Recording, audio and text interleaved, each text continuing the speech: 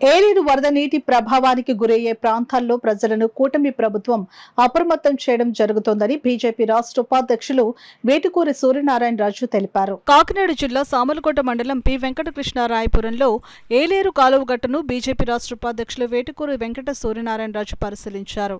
Peddapuram convener Vithanala Venkataramana, BJP Samalkot rural general secretary M Venkataprasad, Kanchumarthi Achyutarao, Challa Satyababu, Krupa, Mummidisetti Johnson, Mallireddy Satyababu, BJP కార్యకర్తలు పాల్గొన్నారు.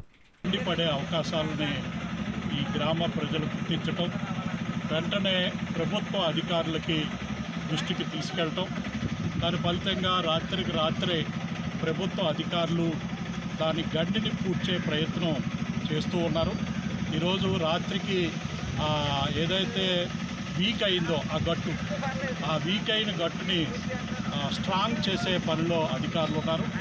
దీనికి ఏదైతే ఎన్డీఏ మిత్రపక్ష నాయకులు ఉన్నారో ఈ గ్రామంలో ఉన్న నాయకులు కానీ ప్రజలు కానీ సహకారం అందిస్తూ ఉన్నారు.